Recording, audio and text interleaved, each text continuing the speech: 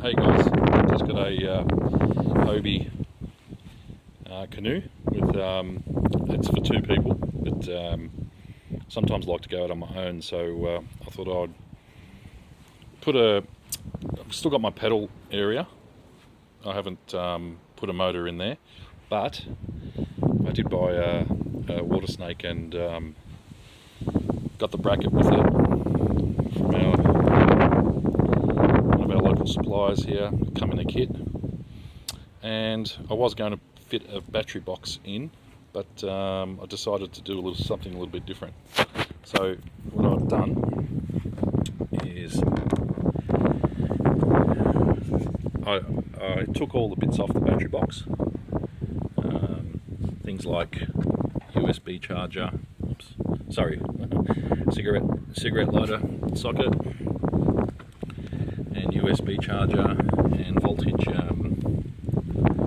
gauge.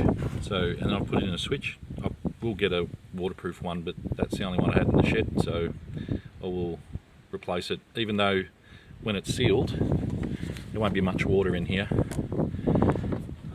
as you can see, but I'll put one in anyway in the future.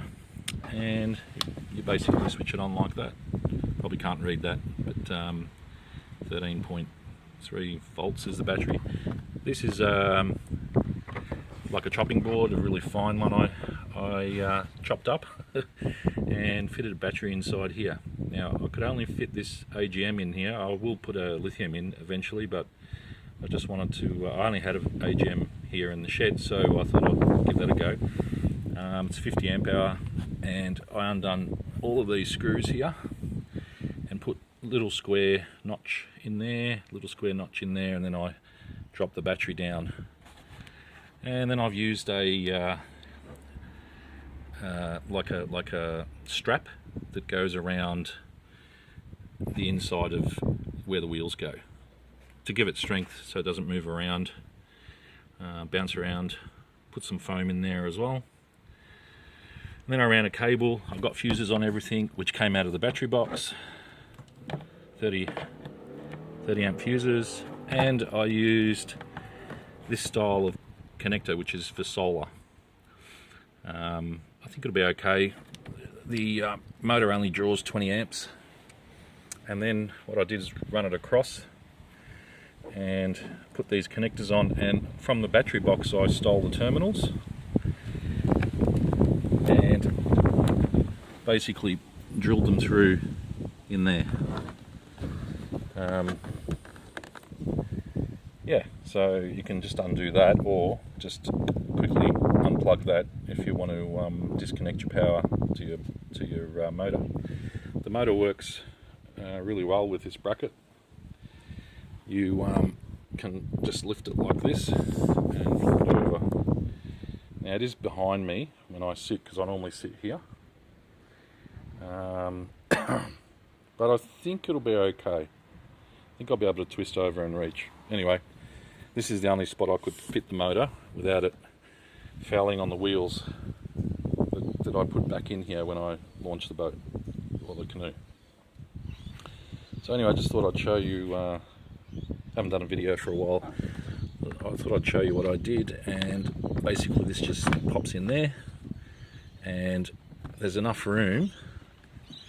I'm going to use this if I need to charge the phone, or if I need to plug something in and check the voltage, of course, see how much power I've got left.